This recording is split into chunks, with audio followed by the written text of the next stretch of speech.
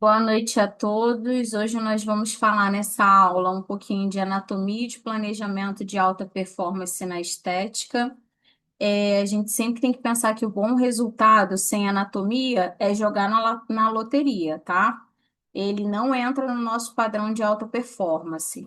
Então, nós vamos organizar nessa aula três blocos, como três pilares no planejamento, de alta performance avançado do nosso paciente. O primeiro, a base anatômica, que realmente muda a nossa prática ali clínica. O segundo, como transformar essa leitura anatômica em planejamento no nosso paciente. E o terceiro é como que nós vamos traduzir risco e aumento de precisão ali no nosso procedimento, tá? Então, dessa forma, a gente consegue decidir melhor o que a gente vai traçar para aquele paciente, a indicação e a melhor execução do procedimento, sempre com segurança no nosso paciente.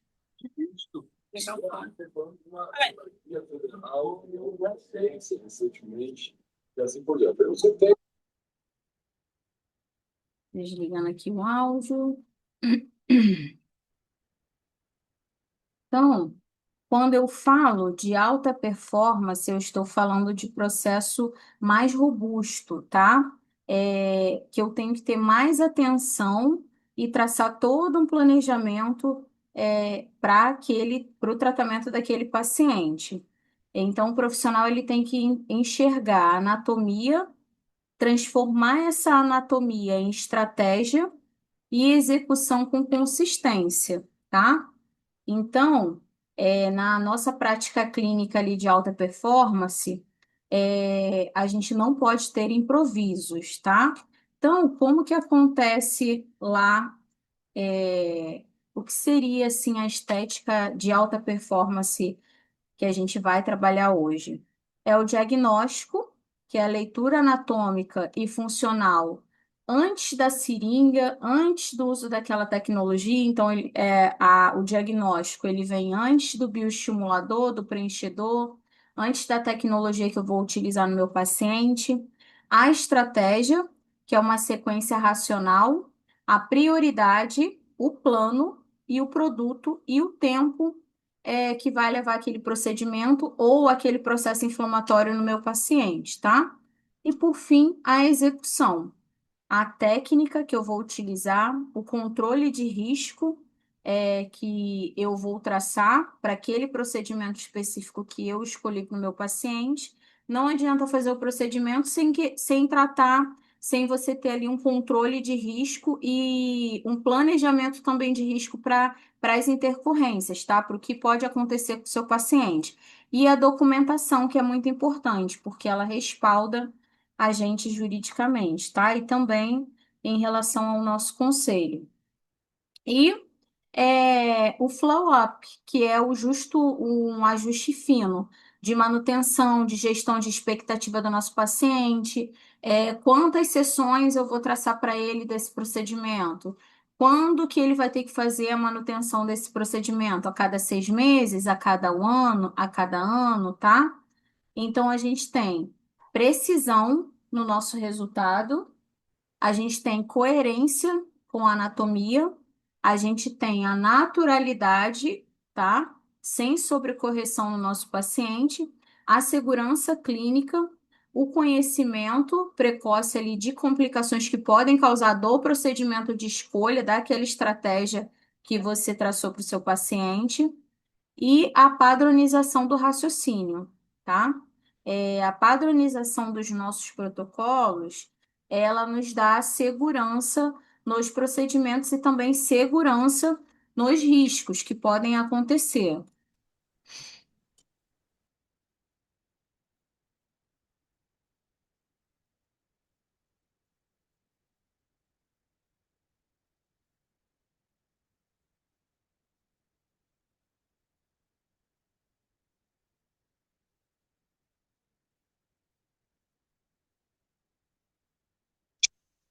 Bom, a face, Ela é dividida em 5 camadas. É lógico que 5 camadas que eu estou falando aqui no nosso planejamento. Tem várias camadas, tá? E cada camada traçada para o nosso planejamento ali estratégico, para o nosso trabalho. Só um minuto aqui, gente, que eu vou aumentar aqui.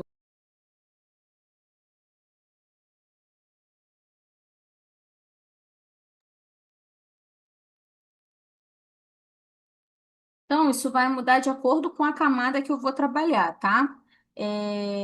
Um erro clássico que a gente tem em traçar ali um planejamento para o nosso paciente é não pensar nessas camadas. Ah, eu vou tratar a pele, o que vem embaixo dela? Eu vou tratar a gordura superficial, vou colocar o meu produto na gordura superficial. O que que tem abaixo dessa camada e o que que tem acima dessa camada, tá? Então a gente sempre tem que pensar na estrutura que está abaixo e acima dessa camada do seu tratamento e o plano anatômico do seu tratamento, tá? Por quê? Se eu estou numa camada superficial e profunda, cada uma tem uma função diferente e uma resposta diferente. Consequentemente, também tem um risco ali diferente para o meu paciente, tá? Então, se a escolha do seu plano de tratamento foi errada, eu posso colocar o meu produto, exemplo, coloquei o meu produto na camada errada e eu não vou fazer a entrega que eu quero naquele paciente, tá? Se o meu bioestimulador de colágeno ele for colocado numa camada errada, eu posso trazer intercorrências para o meu paciente, ou seja, risco para aquele procedimento, risco para o paciente, risco para você como profissional, e também o tratamento de escolha, que foi o bioestimulador de colágeno, ele pode não trazer ali resultado para o paciente, tá? Clínico para o paciente. Então, definir a camada que você vai trabalhar é importante, dependendo da disfunção estética, o plano de aplicação também, tá? E o efeito esperado. Ou seja, se eu fiz um bioestimulador de colágeno, se eu estou aplicando bioestimulador de colágeno no meu paciente, eu tenho que respeitar o plano, de aplicação dele, o plano de aplicação daquele produto, tá? É, Então, a gente não tem um plano que serve para tudo, para colocar preenchimento, colocar bioestimulador de colágeno, para abordar aquela tecnologia. Cada região muda de acordo com a sua estratégia e também o efeito é diferente em cada camada, tá? O compartimento superficial conversa com contorno e suavização do paciente. O compartimento profundo conversa com suporte, projeção e vetor, tá? Isso é muito importante quando a gente vai falar de superficial, se eu vou colocar o meu preenchedor, o meu bioestimulador de colágeno, de forma superficial ou de forma profunda, principalmente o meu preenchedor, que a gente trata lá justa ósseo e subcutâneo, tá? Então, quando eu estou trabalhando em compartimento superficial, compartimento de gordura superficial ou em plano mais superficial, eu estou suavizando alguma ruguinha, alguma região de sombra na face e também estou marcando essa região, tá? Já no compartimento profundo, quando a gente está trabalhando em compartimentos mais profundos, a gente está falando em suporte de vetor, sustentação e projeção também, tá? Então, quanto maior for a leitura ali e a diferenciação do seu entendimento sobre essa questão de cada camada, melhor vai ser o tratamento ali da queixa ou da disfunção estética do seu paciente. Se você ignorar as camadas, o que está em cima, o que está embaixo, é, isso deixa de trazer ali uma execução bem feita para aquela disfunção estética no seu paciente. Só um minuto.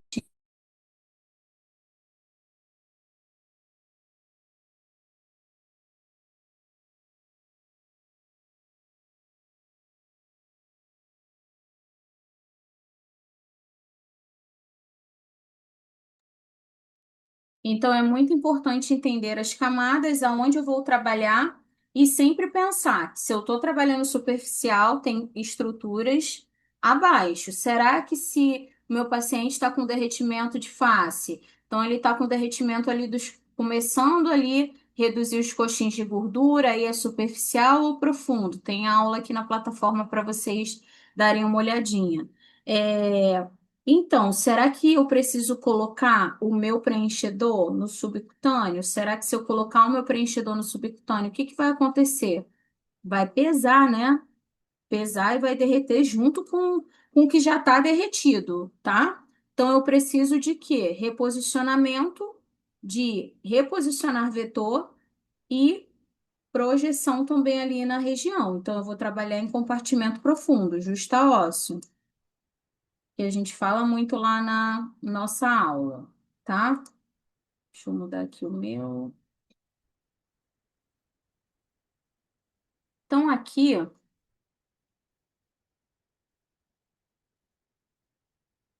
a face, ela não vai derreter de maneira uniforme, tá? Ela obedece uma linha de fixação de compartimentos.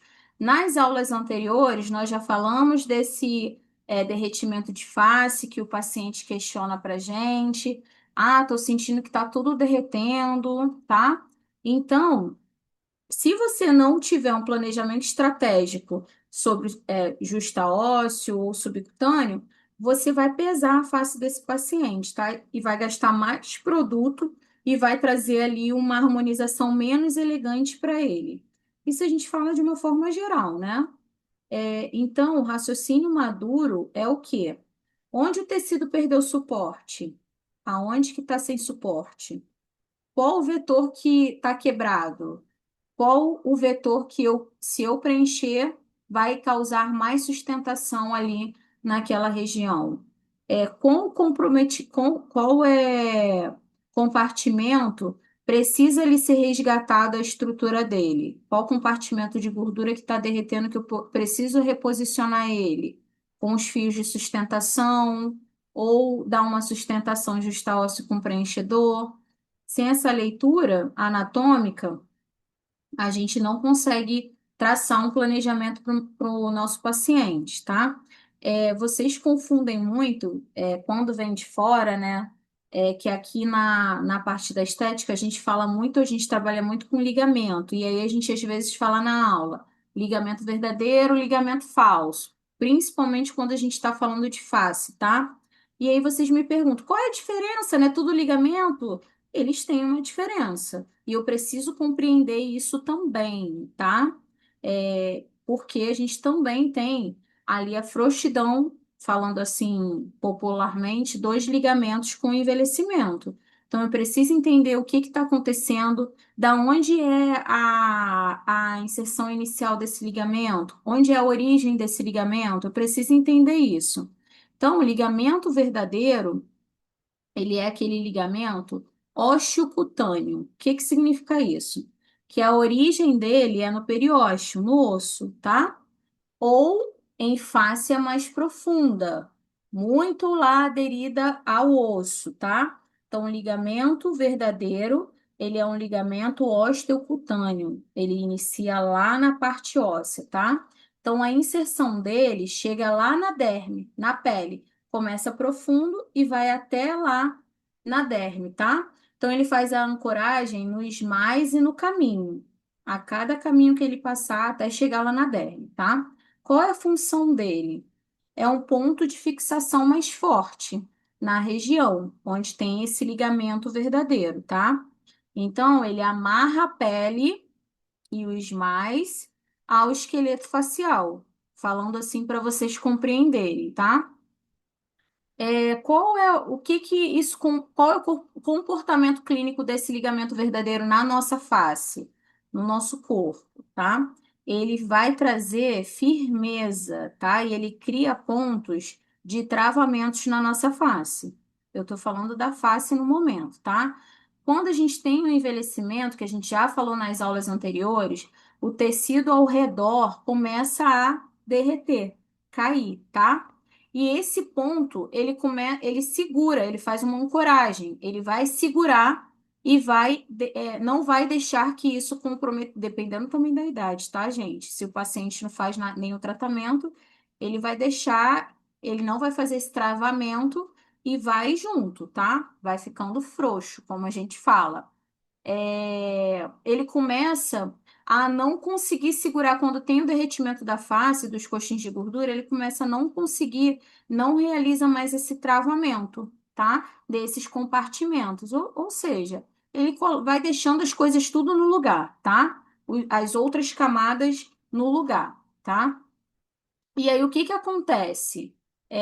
Só ladeira abaixo. O suco começa a aparecer no paciente, tá? O suco nasolabial, e aí começa a aparecer o JOL no nosso paciente e outras depressões ali no corpo do paciente, na face principalmente, que é onde a gente atua mais quando a gente fala de ligamento verdadeiro e ligamento falso, tá?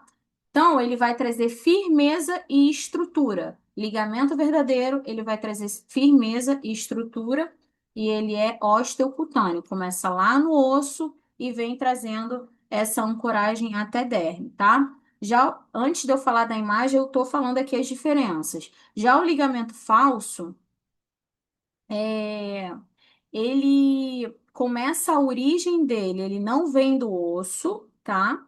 Ele nasce lá das condensações fibrosas da fáscia e ismais, tá? A inserção dele, ele se conecta no ismais, na fáscia profunda e nos compartimentos de gordura, que é o que a gente vai abordar aí nessa imagem que eu vou mostrar para vocês, tá? E qual é a função desse ligamento falso? Organizar os compartimentos, tá? Ele vai limitar, ele vai dar limite àquele deslizamento entre o plano que é criado, tá? Então, ele vai criar uma divisória anatômica, falando assim para vocês entenderem. A força dele costuma ser menor, tá? Que o ligamento verdadeiro. Então, o ligamento falso tem uma força menor que o ligamento verdadeiro, tá? Então, a gente precisa compreender a diferença entre esses dois, tá? E tudo isso é muito importante porque quando você tem o derretimento da face, você consegue compreender se você tem que sustentar profundo ou superficial, tá? Então, eu vou passar aqui agora para falar da imagem.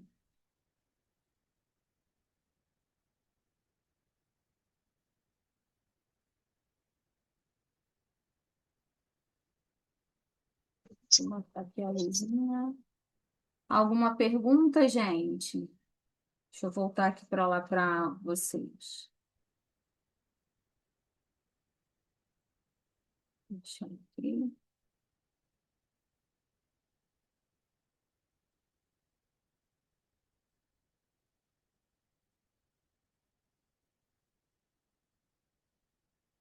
Então, vou voltar aqui para minha imagem, tá?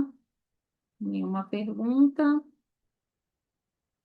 Então, ó, aqui no número um, nós temos o ligamento do zigomático. Número 2, músculo zigomático maior.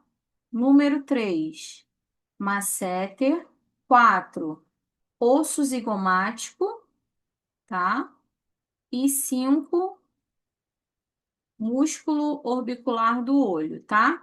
Aqui a gente tem o osso zigomático, né? Aqui um ligamento, ó, para vocês verem, tá? É uma redinha que vai ligando até lá em cima, tá? Só para vocês entenderem aonde que tá o ligamento, tá? Na imagem. Então, o ligamento, como eu já falei, ele ancora os tecidos e explicam por que algumas áreas caem e outras seguram, tá? Por que que algumas áreas derretem totalmente e outras ficam fixas ali, tá? Então, os compartimentos superficiais e profundos envelhecem de forma desigual, tá? Os compartimentos superficiais e profundos derretem de forma desigual.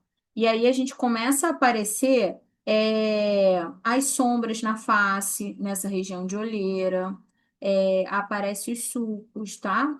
Nasolabial, jaw, por conta de falta de volume e suporte, ali, principalmente suporte na região, tá? Falta de volume porque derreteu e aí apareceu a sombra aqui na pálpebra inferior.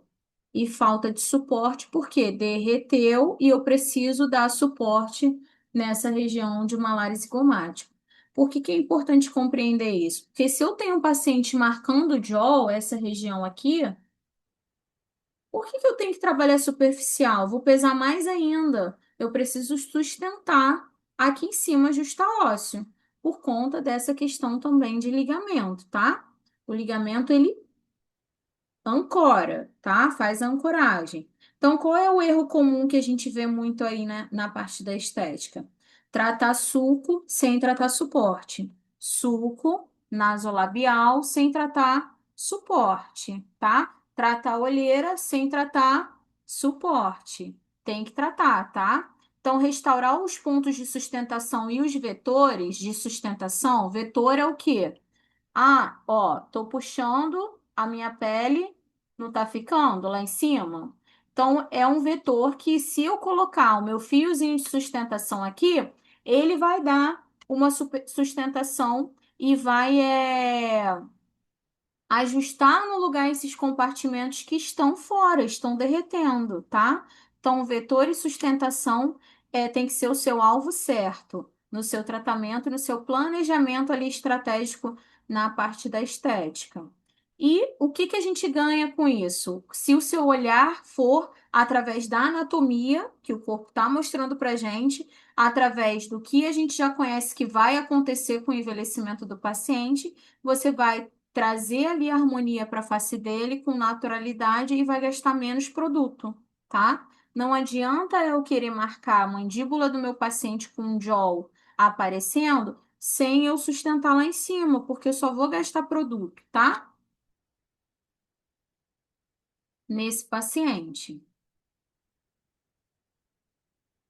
Então, aqui eu consigo mostrar para vocês um pouco do ligamento verdadeiro e o ligamento falso, tá? Então, aqui a gente tem ligamentos de retenção da face.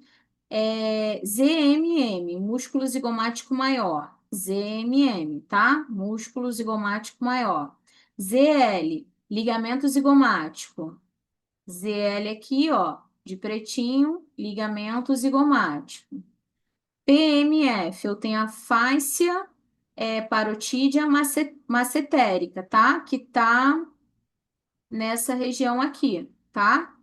Que fica próximo do que, gente? Do masseter, tá? Por isso que é parotídeo massetérica. O SMAS, que é o sistema músculo apneurótico superficial, que é esse daqui, ó, tá?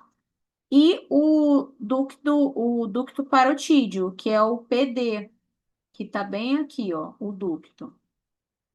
Que às vezes lá na bichectomia, às vezes o cirurgião rompe esse ducto aqui e dá problema no paciente, tá? O UMH, que é o ligamento massetérico, massetéricos superiores, que é esse daqui, ó, tá? Tudo isso a gente. Ah, mas eu não sou bucomaxilo, não sou dentista, não quero saber de nada disso. Ah, tem que saber.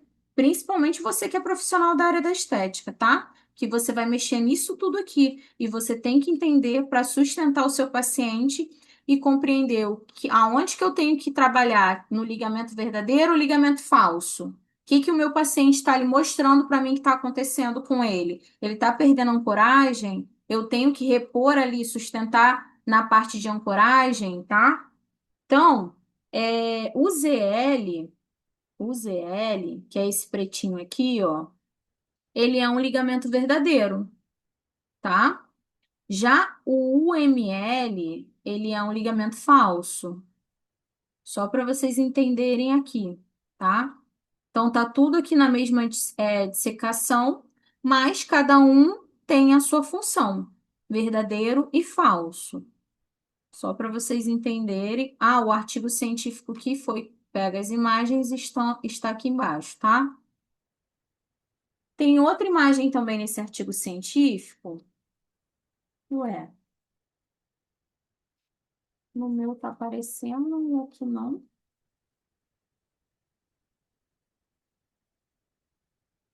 Ah, tá, é aqui mesmo. Já aqui na nossa imagem, continuando, nós temos o. Não é nessa imagem aqui, não.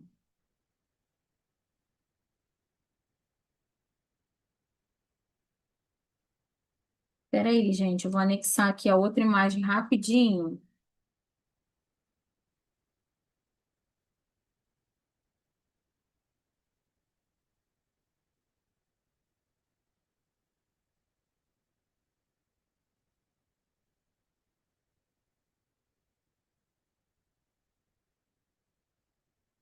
Nessa imagem aqui,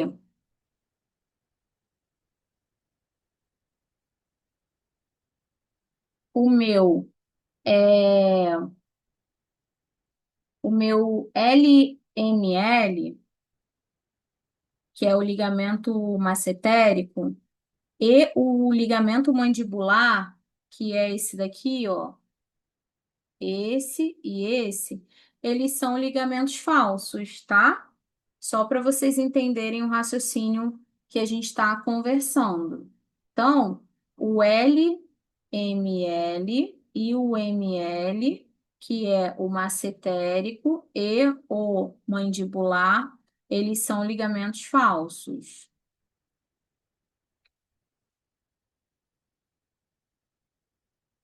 Alguma pergunta, gente? Vocês estão sabidos demais. Qual a idade que começa a acontecer isso, a perda? 25 anos. Ó, artigos científicos falam que quando a gente faz 25 anos, a cada ano ou a cada 6 meses, a gente começa já a ter a perda de colágeno e a pele, a face e as outras camadas começam, todas as camadas começam a envelhecer. Mas isso vai começar a acontecer mesmo de fato, visível para o paciente com 30 anos em diante, tá? Por isso que a gente fala muito de tratamento inicial. Ai, não tá aparecendo nada, não tem nenhuma ruga na minha face, então não vou fazer toxina botulínica. É aí que você tem que começar a fazer, com 25 anos, tá? Começar a fazer esse gerenciamento do envelhecimento. Tem paciente que com 20 anos já tá com é, elasticidade na pele, já tem flacidez na pele, tá? Hoje em dia a gente tem muitos pacientes, né, novos com flacidez na pele. Então a gente já tem que começar esse gerenciamento e tratamento. Tudo vai depender também, gente, o envelhecimento, a gente tem as questões também internas e externas, tá? Tudo vai depender também, tá? Tratamento preventivo, isso. Tudo vai depender da vida ali daquele paciente, como é a qualidade de vida ali dele. Ele é fumante? Ele se alimenta bem? Ele se expõe muito ao sol? Aí o envelhecimento vem mais rápido, né? E tudo isso que a gente está falando acontece mais rápido também. Ele perde noites de sono, ele todo final de semana está bebendo, a cervejinha em exagero, não controlado.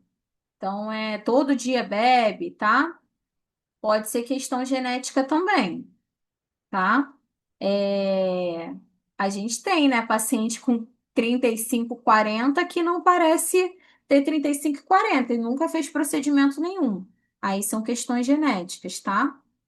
Tem N fatores que a gente lá na nossa avaliação, a gente vai perguntando o paciente, vai tratando o nosso tração do nosso planejamento para ele, tá?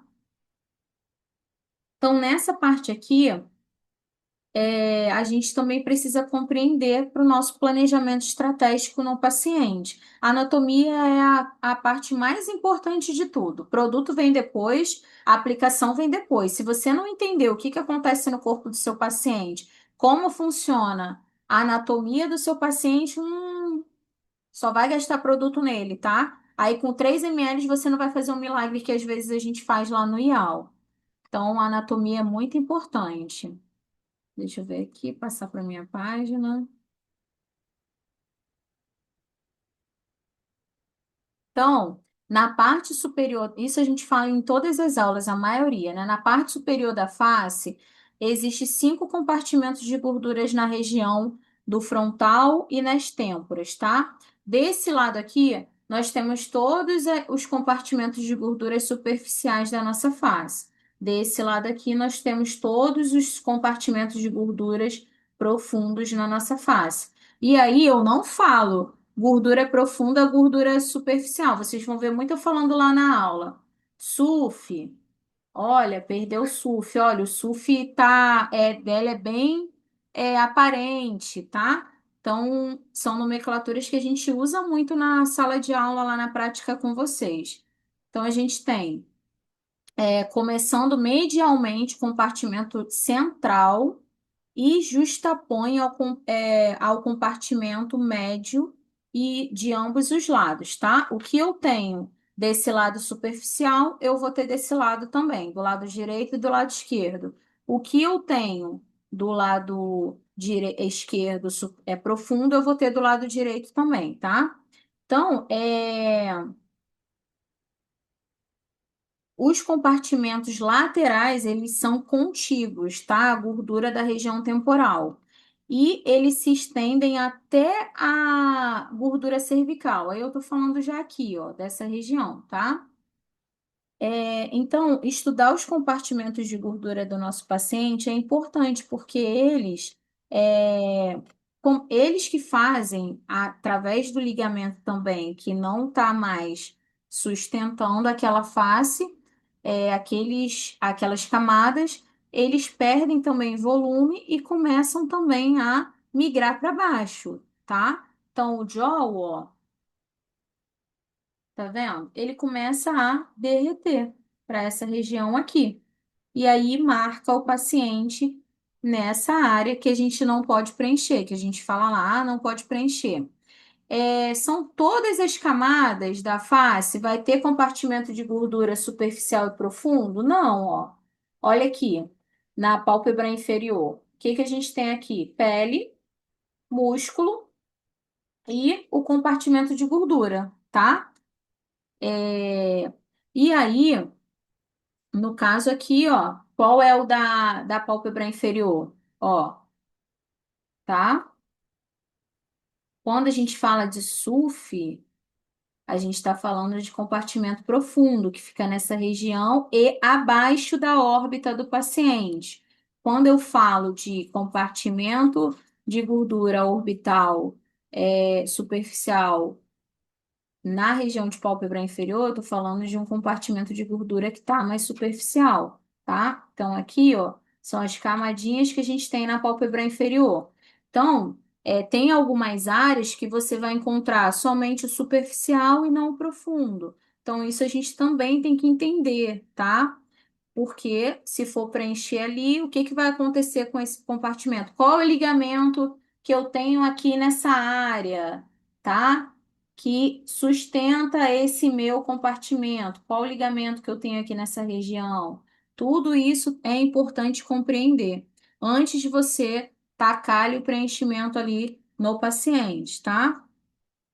E aí, aqui nessa imagem, a gente tem a representação, ó. Eu tenho o compartimento de gordura superficial, tá? E aí eu abro, tiro, ó, abro esse compartimento de gordura superficial e eu tenho o compartimento profundo, tá?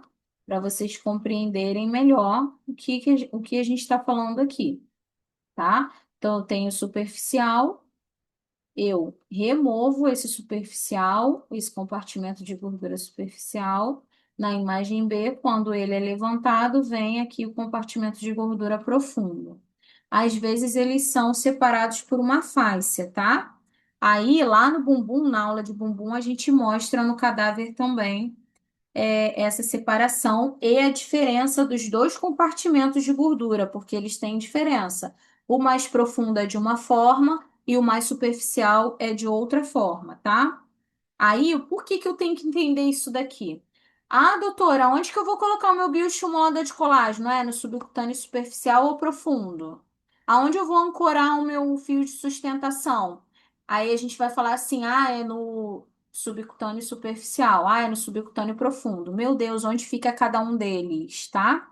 Tem que compreender antes de você pegar o produto lá e colocar no seu paciente. Deixa eu ver se tem uma pergunta. E colocar lá no seu paciente, tá? Então, o planejamento ele é focado na anatomia, também no seu plano de tratamento. Como é que, onde você vai aplicar o seu produto, aonde o fabricante pede para ser colocado esse produto, em subcutâneo superficial, profundo, ou é justa ósseo, tá? Ou derme, tá? Dependendo do que você vai traçar aí para o seu paciente. Então, aqui deu para entender, né, gente? Que a gente tem dois compartimentos. Quando a gente fala de planejamento estratégico, a gente também tem que falar de técnica de aplicação. Como que vai ser essa técnica de aplicação? Aonde vai ser o meu alvo? No músculo, no subcutâneo, na derme, tá?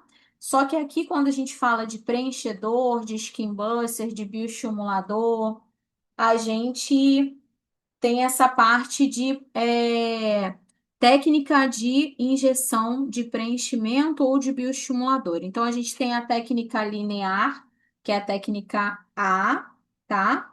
A gente tem a técnica de depósito ou de punção seriada, que a gente fala, que é utilizado muito aonde, doutora? Quando a gente faz lá preenchimento de olheira no paciente, pálpebra inferior, justa ósseo. Você não vai soltando as bolinhas, vai fazendo depósito das bolinhas nessa região justa ósseo para você criar o quê? Sustentação e suporte, tá? Quando tem um afundamento, tem que ser justa ósseo. Então, a técnica também vai contar. Qual é a minha técnica de aplicação? Linear, reta, tá? Qual é a minha técnica B? Aí eu falo depósito ou punção seriada. Aí vai ser bolinhas, tá? No caso, bolos. Pode falar em bolos também, tá? Mas eles são juntinhos.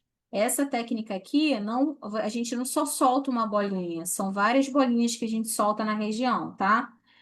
Injeção em leque. Aí, a injeção em leque são os vetores que a gente faz lá para o nosso bioestimulador de colágeno, principalmente, para o nosso preenchedor no bumbum, ou para a nossa top model look em subcutâneo, que também é vetorial, tá? Em leque, a injeção é em leque e injeção em cruz, que a gente quase não utiliza, mas também tem que falar dela, porque ela é uma técnica de aplicação também, tá? De injeção. Deixa eu ver se tem alguma pergunta.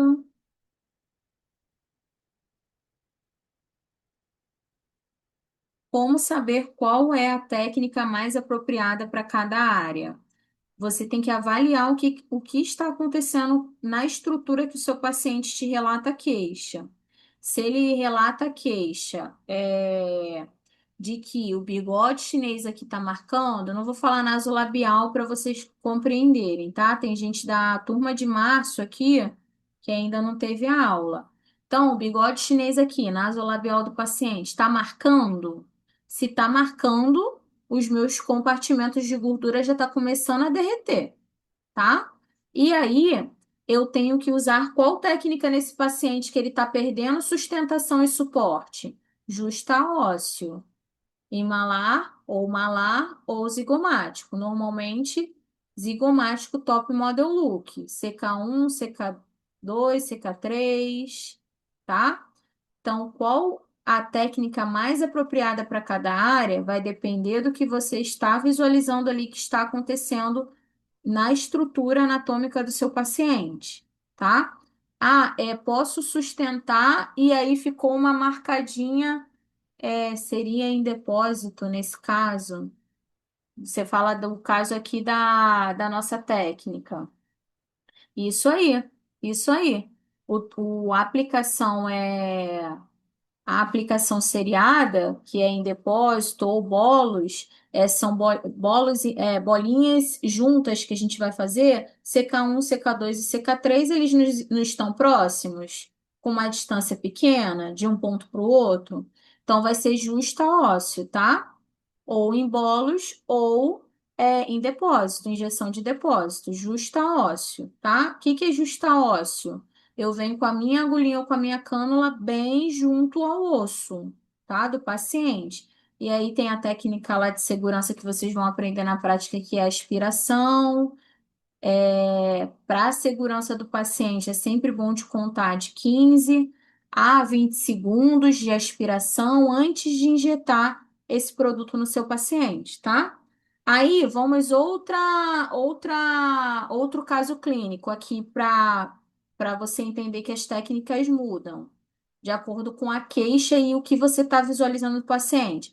Eu tenho uma paciente gordinha, tá? Com rosto redondo. Ela não tem ainda esse derretimento de compartimentos de gordura e o ligamento dela tá lá, ó, segurando tudo, tá? Então ela tem o rosto ainda esticadinho, tudo no lugar, só que ela tem o rosto redondo. Ela quer trazer afinamento para esse rosto, que é o belo, né? O rosto afinadinho é o belo e emagrece a face do paciente. Aí já muda a minha estratégia. Eu não preciso fazer justa ósseo nessa paciente, o meu preenchedor. O que que eu vou fazer? O leque, tá? Que é, ó, essa daqui. Injeção em leque. Para quê? Top Model Look. Porque eu vou trazer alongamento nessa região e também vou fazer leque nessa região aqui ou usar a técnica linear para mandíbula, no caso, aqui linear, né? Mandíbula linear, porque eu vou marcar a mandíbula dela e posso usar leque para trazer alongamento para o queixo dela. Aí tudo subcutâneo. Eu não sustentei nada justa ósseo, tá? Então a estratégia aqui já mudou. Eu tenho uma paciente que tem o rostinho redondo, ela não tem esse derretimento na face, eu não preciso sustentar, tá? O ligamento tá ok, tá? Tanto o ligamento falso quanto o verdadeiro, tá tudo no lugar, mas ela quer esse afinamento no rosto, mostrar que o rostinho é mais alongado e emagrecido. Então, a gente consegue com a toxina botulínica e também com o preenchedor, tá?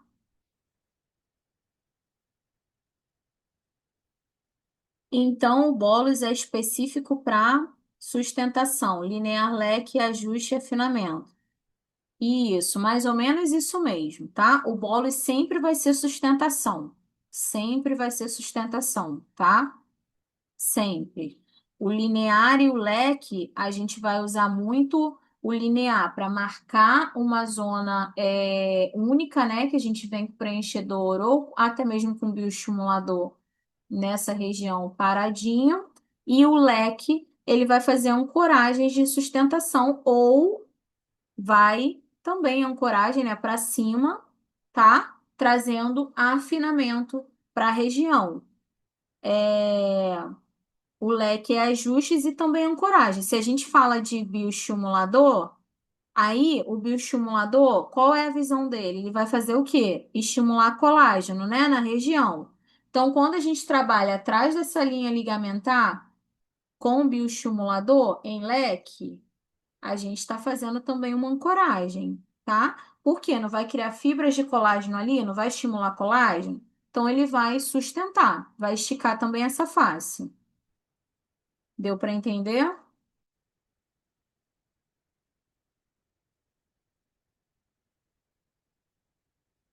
Então, vou passar. Não adianta planejar, não adianta falar de planejamento, tá? Estratégico no nosso paciente, sem pensar na segurança da onde eu vou trabalhar. Então, as complicações elas acontecem até com um profissional mais experiente do mercado, tá? E a gente só tem que estar preparado para aquela abordagem. O que que eu vou fazer quando acontecer? Então, aqui a gente tem um mapinha das áreas críticas, tá? O suco nasolabial, ele também é uma área crítica. Só que Aqui a gente consegue identificar a camadinha direitinho, da onde que eu tenho que preencher e preenchendo com cânula eu não trago tanto risco para o meu paciente. Já com agulha a história muda, tá? Se preencher o suco nasolabial com agulha, ele sobe também para a área de risco. Então, a gente tem a glabela, que é uma zona de risco para preenchedores. Aí eu tô falando preenchedor, bioestimulador, tá? Região de glabela. Não estou falando de toxina botulínica, tá, gente? Toxina trabalha em musculatura. Então, ela vai trazer os riscos dela lá no paciente, mas risco de compressão de vaso, de levar o paciente a óbito, de perder nariz, causar ali uma cegueira no paciente. É isso daqui que a gente está falando agora, de preenchedor, bioestimulador de colágeno, ou outros produtos que você inventar aí, o profissional que, não vocês, tá? Porque vocês estão estudando direitinho no IAL, tenho certeza que vocês nunca vão fazer isso. Mas inventar de aplicar produto que não é para ser aplicado ali na região e pegar um vaso, tá? Principalmente um vaso calibroso. Aí a gente pode trazer lá o paciente a óbito, necrose da região, até mesmo causar cegueira, tá? Então, a região de glabela é hipervascularizada, então ela traz um risco bem grande ali para nós injetores, tá? Então, quem está iniciando, não aconselho trabalhar com preenchedor, bioestimulador nessa região. Região temporal, ela também traz um risco para a gente, só que não é tão grande como o da glabela, tá? Mas traz aqui a gente tem uma artéria. Se a gente tem que estar no plano direitinho para que a gente não pegue ela, mesmo que você trabalhe com cânula. Essa região é delicada, então a gente invade a região com a cânula sem pontilhar, sem miragem, né? Sem pressão ali na sua mão. Tem que ser bem delicado a entrada com a nossa cânula, porque é uma região de risco. Essas regiões que eu tô falando, tudo liga ao quê? Ó, tudo entra para dentro do olho, né? As artérias e os vasos. Então, pode causar cegueira no paciente. É, Não vou falar termo técnico porque, como eu falei, tem alunos da turma de março que ainda vão passar pelas aulas, e aí na aula prática lá a gente vai falar os termos técnicos bonitinho. Periorbital, toda essa área é uma zona de risco também, tá? Nasal também é uma área de risco porque tudo leva a intraocular, tá? Entra para dentro. Então, a gente pode trazer ali uma cegueira no paciente também nessa região aqui.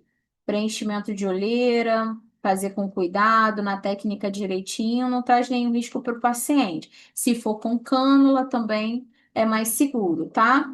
Suco nasolabial, que é essa área aqui, ó. Qual artéria que a gente tem aqui? Quem já assistiu a aula? Passando aqui nessa região. Que ela sai daqui, ó, e vai seguindo o trajeto dela, tá? Mento e linha da mandíbula, mentual e linha da mandíbula. Por que linha da mandíbula? Porque a gente tem a artéria facial aqui, tá? Então, aqui não é tão arriscado, porque a gente sabe que ela tá em um plano que a gente consegue trabalhar mais superficial aqui, tá? No mento, a gente tem risco de trabalhar com agulha, dependendo da onde você for também preencher-se. Na face, estando medial, linha média, você está mais seguro. Olha aqui, a linha média, onde eu estou passando aqui com vermelhinho, tá? Tanto nasal, a gente tem ali uma abertura que não tem vasos tão importantes para a gente poder trabalhar, tá? Se eu faço pontinhos a mais aqui no meu mento do meu paciente, ó, eu já pego a artéria. E mais para baixo, a gente pode pegar a artéria lingual, tá? Do paciente. Aí o paciente necrosa a língua, começa a fazer uma isquemia, depois necrose na região da língua ou na região do mento. Preenchimento labial também tem ligação, tá? Então, a gente tem que tomar muito cuidado nessa questão. Então, a segurança de linha média, a gente também tem que preservar. Por que que eu vou fazer um preenchedor de mento no meu paciente e eu não posso fazer na linha média para dar o suporte e sustentação, alongar o aumento do meu paciente e vir refinando ele no subcutâneo, com segurança com a minha cânula, tá? Então, o planejamento estratégico e seguro é você pensar nessa questão. Nossa, onde está a artéria aqui? Ela está medial? Não, ela está lateral. Então, vou fazer aqui um suporte justa-ósseo. Aí, vou fazer um bolozinho, justa-ósseo para quê? Trazer sustentação e vou refinar no subcutâneo o aumento do meu paciente. Aí, técnica a gente vai falar lá na hora, tá? Então, gente, todas as áreas de risco, seu planejamento ele tem que ser mais conservador, tá? Esquece o ego profissional e pensa na segurança do seu paciente e no seu, eu nem falo segurança do seu procedimento, não. Na segurança da sua carteira, porque se você errar no paciente, vai necrosar e você vai perder sua carteira, tá? O paciente pode te processar e você tem risco de o conselho entrar com uma ação e você de risco de paciente, né? E você acabar perdendo lá a sua carteira do conselho. Então, nós temos as variações anatômicas que a gente tem que levar em consideração, tá? Que não é uma exceção. Como que eu sei de variação anatômica? Estudando artigos científicos. Todos eles demonstram as variações anatômicas para gente, tá? Na plataforma do IAL tem bastante artigos científicos para vocês revisarem e darem uma lida, principalmente da anatomia. Isso daqui é muito importante, gente, é a vida do paciente. Primeiro lugar, antes de você pegar na seringa, injetar alguma coisa no paciente, movimentar e mexer com a agulha no seu paciente, você tem que entender a anatomia. Não adianta querer só praticar e prática sem saber onde você está injetando. A face, principalmente, é uma zona de alto risco, tá? Hipervascularizada, o calibre das artérias é quase ali em algumas regiões do calibre da nossa cânula. Então tem que ter muita atenção, tá? Até com cânula, dependendo da zona ali, ó, principalmente nariz e região de glabela e frontal, a gente tem risco de causar alguma questão grave, bem grave ali no paciente, tá? Então, a gente pode ocorrer ali na região, principalmente nessas zonas de risco. Ou se você não respeitar a anatomia do seu paciente, necrose cutânea, perda visual, embolização. A embolia é rara, mas pode acontecer, tá? E, e talvez levar o paciente a óbito, tá? Sempre você estar atento à dor intensa do paciente, principalmente relatos de dor pulsante, tá? Em qualquer área que você preencher ou bioestimular, a palidez, o livedo e alterações visuais nesse paciente, tá? Então você tem que chamar ele para o seu consultório imediatamente para você conseguir ali observar o que está acontecendo. Então, o conhecimento anatômico, ele é primordial para o seu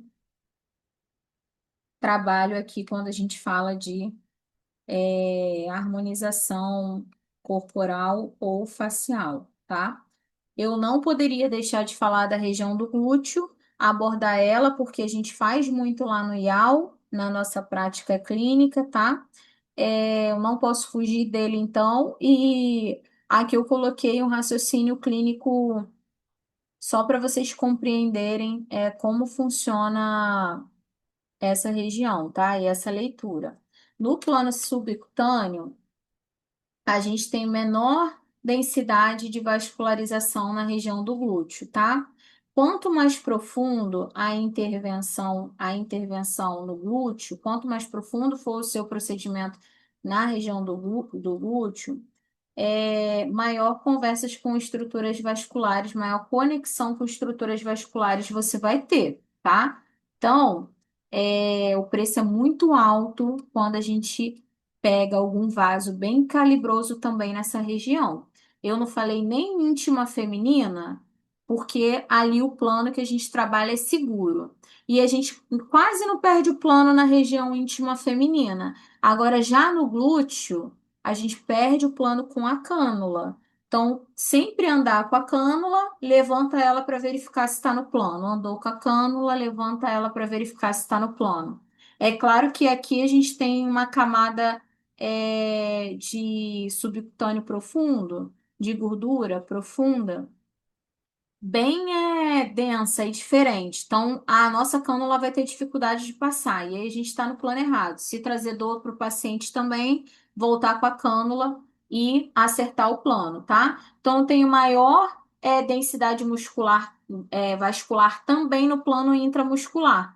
Quando a gente vai fazer lá o glúteo máximo, no meu paciente, glúteo máximo da PHD ou perfecta glúteo, da Biometil, a gente tem uma etapinha que tem lá injeção intramuscular superficial, né? Eu não tô falando de injeção igual a gente vai lá no consultório médico e tem que fazer uma bezetacil e aí você faz a injeção intramuscular no bumbum, que é profunda. Eu não tô falando dessa. Eu tô falando em injeções lá no glúteo máximo, tá? Tô falando injeções nesse músculo. Então, a injeção intramuscular ali é mais superficial, porque ele está mais superficial. Então, quando eu estou em densidade, plano intramuscular, eu sempre tenho que aspirar, tá?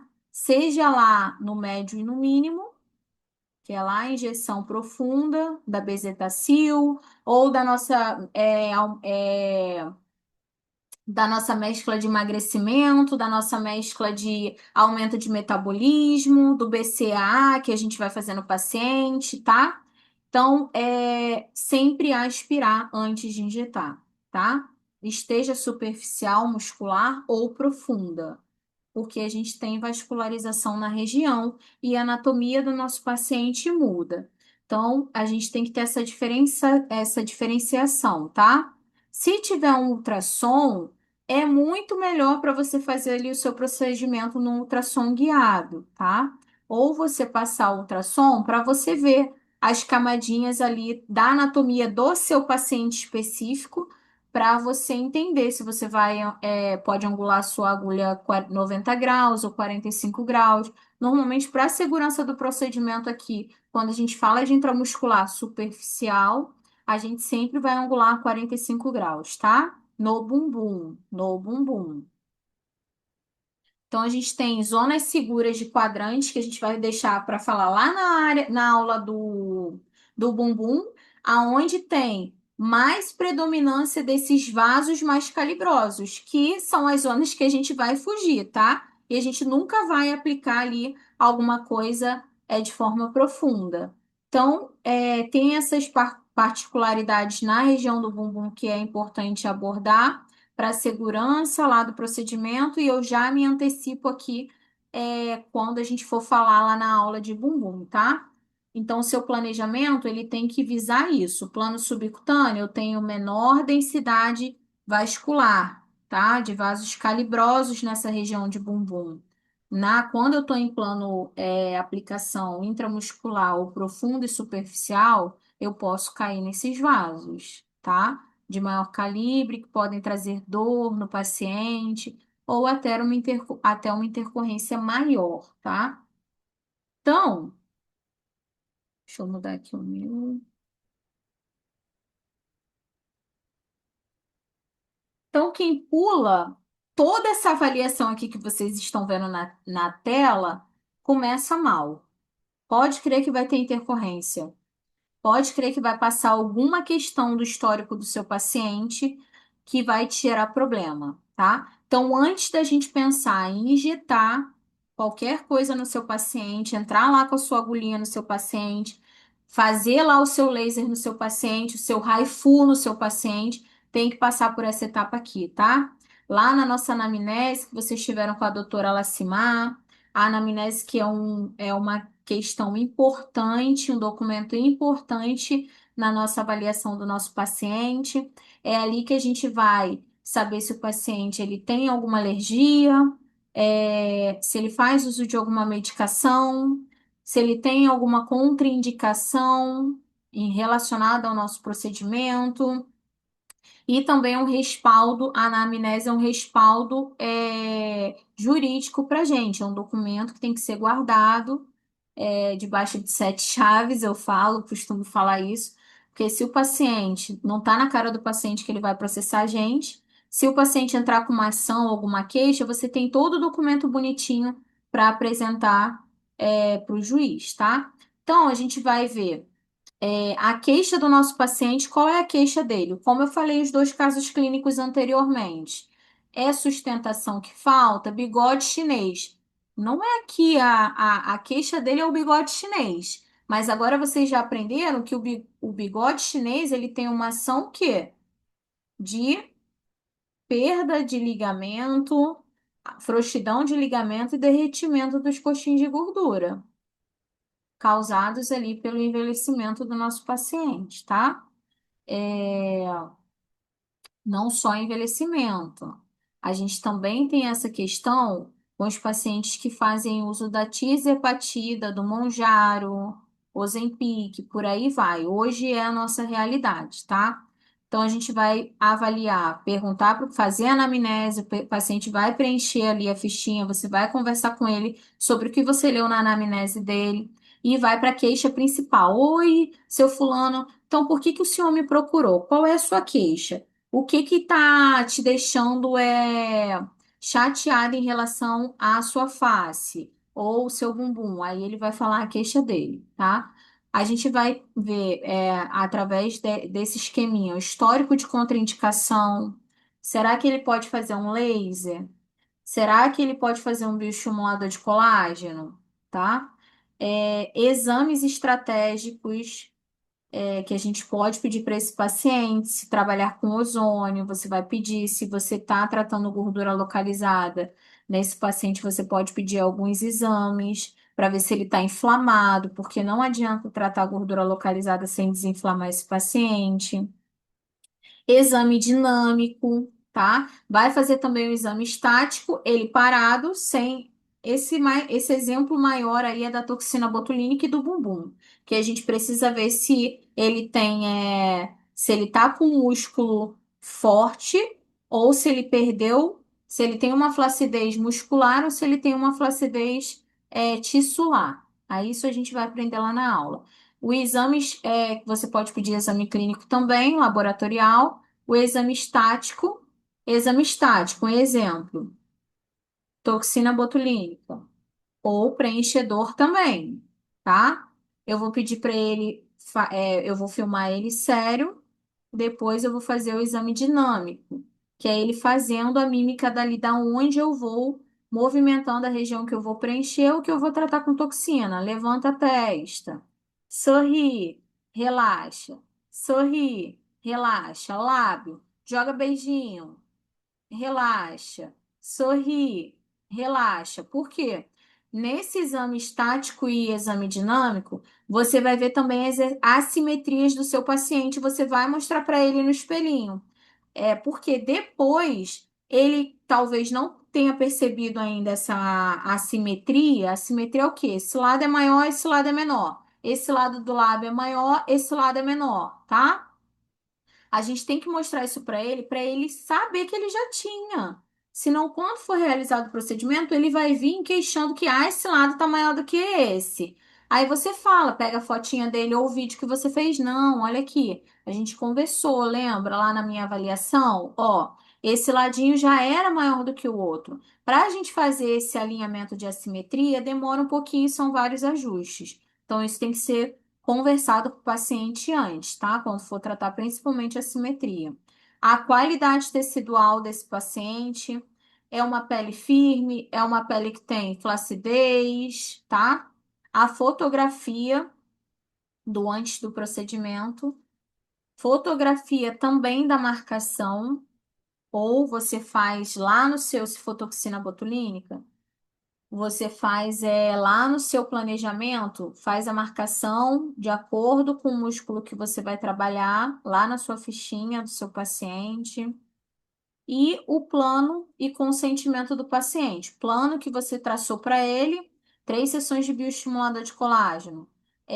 Nós vamos fazer hoje 1 ml de preenchimento labial. Se você quiser fazer mais uma, a gente faz mais uma sessão de preenchimento labial. Tem paciente que já deixa pago a segunda sessão do preenchimento labial, tá?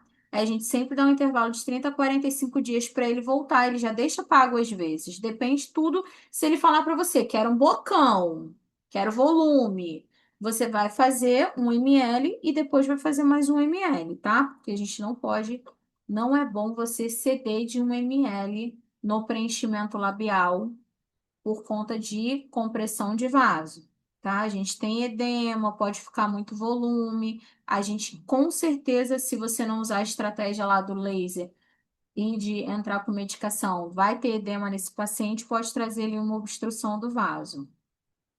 Então, tudo isso aqui a gente entra na nossa avaliação de alta performance do nosso paciente antes da gente tocar nele. Antes de tocar nele, tá? O plano do tratamento vem por último. Primeiro é tudo isso daqui, tá? Essa sequência é importante seguir.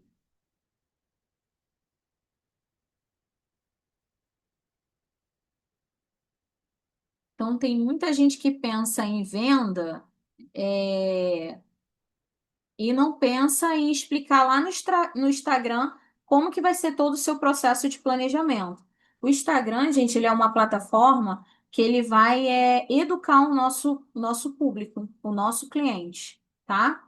É, Você pode começar a educar o seu paciente de que você não faz 1 ml, 2 ml na primeira sessão e falar por quê pela segurança. E toda a etapa ali que ele vai ter no atendimento dele antes de chegar no procedimento dele, tá?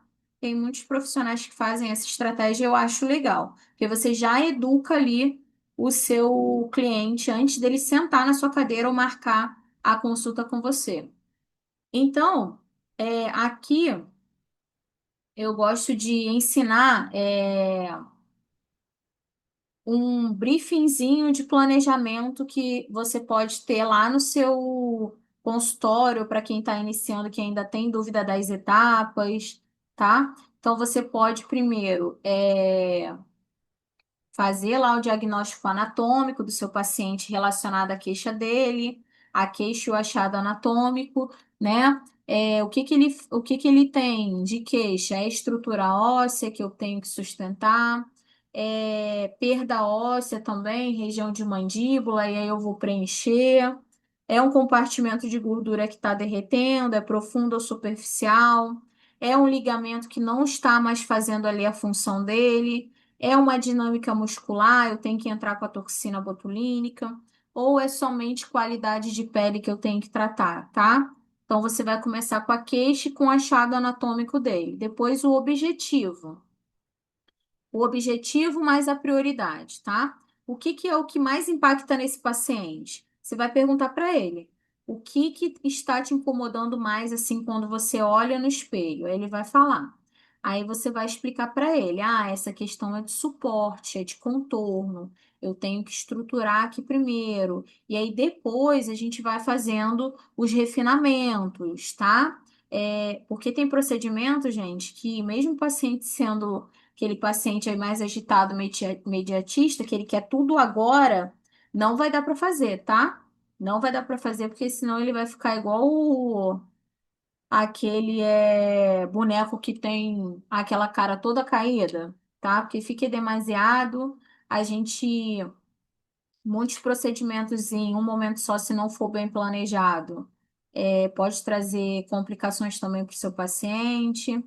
Aí depois nós vamos para a ferramenta. O que que você vai utilizar? Qual o plano que você vai utilizar?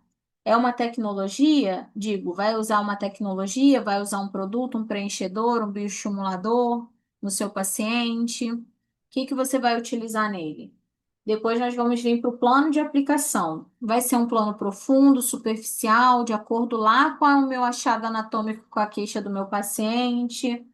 Qual a energia que eu vou ter que usar nessa tecnologia? Quando a gente fala de energia, eu estou falando de tecnologia, tá?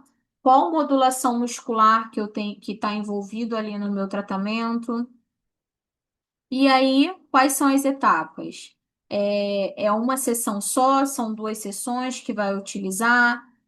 Você tem que ter todo esse raciocínio clínico antes de você, para você planejar ali no seu paciente o tratamento, tá? Aí as combinações terapêuticas inteligentes que nós temos é o alvo clínico, é perda estrutural. Então, a leitura anatômica que eu tenho que ter é o quê? Suporte ósseo e ligamentar. E é o que a amiga perguntou lá anteriormente. Qual a abordagem racional que eu tenho que ter quando eu tenho perda estrutural? Volumização profunda e reposição vetorial, tá? Vetorial, que aonde que sustenta ele, tá? Sombras e sulcos. Eu tenho compartimento de gorduras em queda, né? Tenho derretimento, mas queda. Então, eu vou tratar a causa, tá? Aqui nessa parte de sombras e suco, eu posso trabalhar justa ósseo e também posso fazer o estímulo de colágenos em subcutâneo ou usar tecnologia como o Raifu. O Raifu, ele é uma tecnologia que ele aborda multicamadas. Então, ele vai trabalhar profundamente e superficial. Então, ele vai trabalhar em mais, tá? Que vai trazer o quê? Lifting e sustentação. E também vai trabalhar em derme, tá? Então, ele vai fazer o estímulo de colágeno na região. E aí, ele também vai trabalhar em derme superficial, dependendo da ponteirinha dele. E ele vai melhorar a qualidade da pele também visível ali no meu paciente. Então, é uma tecnologia bacana quando a gente tem sombra e sulcos, tá? Nasolabial, marionete. Marionete tem que ser associado com a toxina botulínica, porque é o músculo puxando para baixo e vincando ali a região, tá? Por isso que marca boquinha triste a marionete. Então tem que trabalhar músculo, tecnologia ou preenchimento a abordagem. Hiperdinamismo, o músculo ali muito dinâmico que marca a ruga no paciente, tanto estática quanto a dinâmica. E aí a gente vai planejar a modulação muscular, tá? Eu vou trabalhar com toxina botulínica, flacidez na pele. A leitura anatômica está sempre em derme subcutâneo, quando a gente fala de tissular, tá? Flacidez de pele. Não estou falando de músculo. Aí a nossa abordagem vai ser sempre tecnologia, bioestimulador de colágeno e a manutenção, tá? Que esse paciente vai ter que vir fazer as manutenções dele a cada 6 meses, a cada ano, dependendo ali de quantas sessões você também for realizar o procedimento nele. A assimetria, aí é anatomia individual, tá? Que eu falei, esse lado, essa sobrancelha é mais alta e essa é mais baixa. O que que eu uso para alinhar? Aí a gente tem dose, alvo e o plano lá do seu tratamento.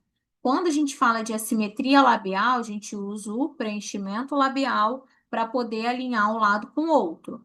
Quando a gente fala de assimetria muscular de sobrancelha, é músculo. Esse músculo é mais hiperdinâmico do que esse, tá? Então, eu vou trabalhar com toxina botulínica, direto no meu alvo. O meu alvo ali é muscular. Diferente do lábio, que o meu alvo é tecido subcutâneo, tá? Medial, para fazer lá o arqueamento da onde é mais baixo, eu vou levantar com o meu preenchedor.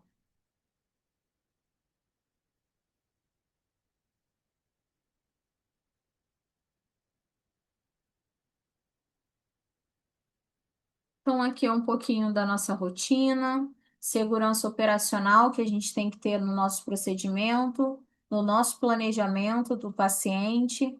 Então, todos aqueles, antes de pegar no paciente, a gente vai fazer anamnese, revisão do histórico dele, foto padronizada, termos de consentimento dele, liberando para você realizar aquele procedimento nele, tá? Ou de preenchimento de toxina, qualquer que seja a tecnologia, o plano que você vai colocar aquele produto, depois a gente vai para leitura contínua do tecido, respeito ao plano de aplicação daquele produto, execução conservadora, que é o que a gente falou anteriormente, sempre visando a anatomia, aqui a artéria está passando de forma superficial ou profunda.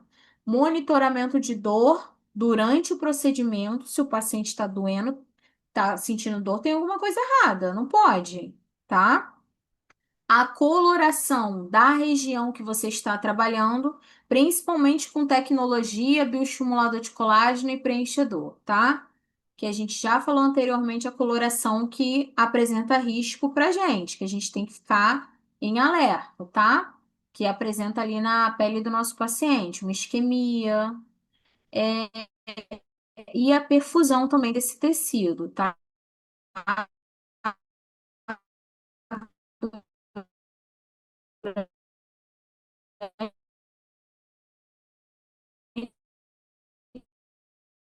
Ali o nosso procedimento, a gente plano subcutâneo.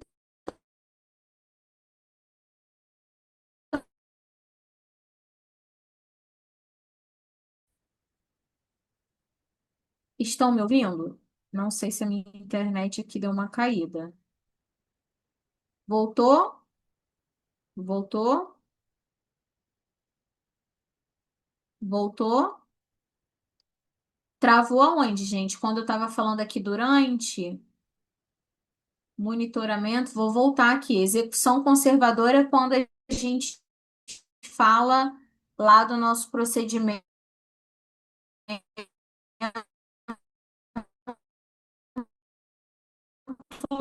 é, verificando a ação de dor durante o procedimento.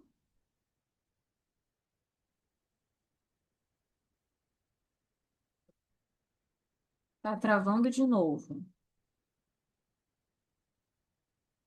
Parou? Mexi aqui agora. Então, monitoradora, eu tô fazendo lá em cima do meu paciente. Os pontinhos que eu já apliquei, a enzima de gordura localizada, exemplo lá, o meu. é, Esqueci o nome. Vamos lá, nossa mescla lipolítica. Estou aplicando nos pontinhos que eu já apliquei, eu tenho que olhar, tá? Porque o meu paciente pode ter um processo alérgico e isso é de imediato que acontece. Começa a criar bolinhas ali na região onde você já aplicou, depois tem o calor, depois o rubor na pele toda e você tem que parar a sua aplicação. Viu alguma coisa de errado acontecendo ali onde você está trabalhando? Tem que parar o procedimento na hora, tá? Parar de injetar na hora, tá? E avaliar ali o seu paciente, ver se ele está sentindo alguma coisa. E o depois é reavaliação precoce. Meu paciente fez um preenchimento labial hoje comigo, ele vai para casa. No outro dia de manhã, eu já deixo alinhado com ele que ele tem que ir para um local iluminado, bater foto para mim, tá? Se ele sentir qualquer dor pulsante, ele tem que me ligar, tem que mandar mensagem para mim, porque eu vou passar as coordenadas para ele para eu fazer a verificação se é uma obstrução de vaso ou não, se é um simples hematoma na região, tá? Então, a gente tem a reavaliação precoce desse paciente. E após ali 15 dias do meu procedimento, ou 10 dias, eu posso chamar esse paciente também para o meu consultório para eu fazer uma avaliação presencial nele para saber se está tudo bem, tá? As orientações têm que ser objetivas e claras para o seu paciente, e a gente tem que registrar toda a evolução desse processo, tá? É, Sempre ter a porta aberta para sinais de alerta. Orientar o seu paciente quais são os sinais de alertas dependendo daquele procedimento que você fez, tá? Hoje a gente fala muito em toxina botulínica, tem profissional que fala besteira falar de abaixar a cabeça com 4 horas. É besteira falar que o paciente vai sentir dor de cabeça. Normalmente, os pacientes que sentem dor de cabeça, já têm dor de cabeça, eles vão sentir após a aplicação da toxina botulínica. E se eles abaixarem a cabeça ou deitarem por 4 horas, isso diz os artigos científicos, eles vão ter dor de cabeça. Então, a gente permanece mantendo lá a nossa orientação, que muitos falam a orientação do passado. Não é não, tá?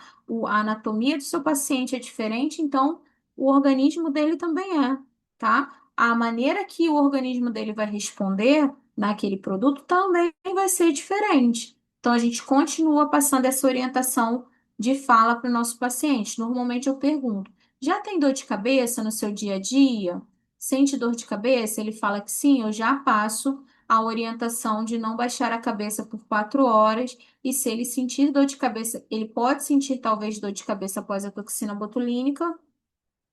Então, eu já passo para ele tomar um comprimidinho que ele já faz usualmente, tá? Aí aqui é um caso clínico de uma paciente, elas vêm normalmente para a gente falando que tá com aparência de cansada, ou o homem também, tá, gente? A aparência de cansada relataria no nosso diagnóstico ali, a avaliação dela na anamnese. Ela fala que tem 42 anos, né? 40 a mais, tá com a face com aparência de cansada e tem um peso ali, sente um peso e um derretimento na face de terço médio, tá? Terço médio e de contorno. Então, qual é o diagnóstico? Perda de suporte lá em cima, zigomático, tá? Aqui em cima. Então, não adianta eu tratar lá onde ela tá me falando que tá a queixa dela. E a olheira aparecendo. Não adianta eu tratar aqui. Primeiro, eu tenho que começar daqui. E eu tenho que fazer esse paciente entender que com esse relato dele, eu tenho que preencher nessa região e tratar essa região ou bioestimulador de colágeno ou tecnologia. E eu tenho que mostrar para ele que quando a gente perde essa estrutura, provavelmente a olheira dele também vai começar a marcar, tá? Vai começar a ter um afundamento e uma sombra ali, tanto no bigode chinês quanto na olheira, tá? Então, qual é a prioridade nos relatos da queixa dessa paciente e entendendo que ela tem 42 anos, o que a gente conversou lá anteriormente sobre a idade do envelhecimento. É claro que hoje tem N fatores, tá? Hoje não, sempre teve. São fatores vários fatores envolvidos. Então, a gente tem perda, a gente tem que restaurar a estrutura de terço médio, dali da face dela, essa estrutura aqui, antes de seguir para o sulco ou o jaw dela, marcar a mandíbula dela, tá? E aí, no complemento, a gente pode avaliar a modulação muscular. O que que é a modulação muscular? é, os músculos da face, o down, que é o depressor do ângulo da boca, e o platisma, eles ficam mais fortes com o envelhecimento. Então, a paciente que tem 40 a mais, ela já tem essa musculatura forte. Então, se eles estiverem forte, puxando para baixo, ela já relata ter peso em terço médio e contorno, vai ter mais peso ainda, porque tem uma musculatura terminando de fazer o serviço, puxando tudo para baixo. Então, eu tenho que conversar com essa minha paciente que a ação ali na região de mandíbula, primeiro tem que ser a toxina botulínica, de terço inferior, tá? Então, eu vou tratar o down, o platisma dela, para depois eu preencher a mandíbula dela. Então, tudo isso é o planejamento estratégico do paciente, é não gastar tanto produto. Não adianta ter uma paciente 40 a mais que está te relatando que está pesando tudo e já está marcando marionete. Você pede para ela fazer o teste de puxar o platisma e ele está fortão ali saltando no pescoço da paciente e aí você não entrar com a toxina botulínica e preencher, seu preenchimento vai migrar, tá? Vai para baixo da mandíbula dela. E aí vai ser uma dor de cabeça para você, porque você vai ter que remover esse produto. Então, isso tudo é o planejamento estratégico ali do tratamento do paciente. A revisão precoce e os ajustes finos que você vai fazendo no decorrer, sempre alinhado com o paciente no decorrer do tratamento, tá? Então, aqui a gente tem a anatomia, né, que tem que ser na camada certinha, para a segurança do nosso procedimento. A gente tem que entender em todos os procedimentos aonde que está o vetor de queda, qual é o ligamento que está fazendo acontecer isso, é o ligamento verdadeiro ou o ligamento falso, tá? As zonas de risco do meu trabalho, do meu procedimento. o planejamento de acordo com a queixa do meu paciente, mas também com o meu diagnóstico anatômico, porque eu sou a profissional que vai traçar ali o planejamento para ele. Não é ele que vai vir falando que está marcando o suco e eu vou preencher o suco dele sem estruturar aqui em cima. Você pode até preencher, mas você tem que deixar ele ciente de que a sustentação tem que ser feita lá em cima também, em conjunto ou primeiro, tá? Essas são as referências que foram utilizadas para essa aula. Vou deixar um pouquinho aqui para vocês tirarem foto ou tirarem print para depois ler. Fora que estão abaixo da imagem, tá? Das imagens que foram abordadas nesse slide. Vou parar de gravar a aula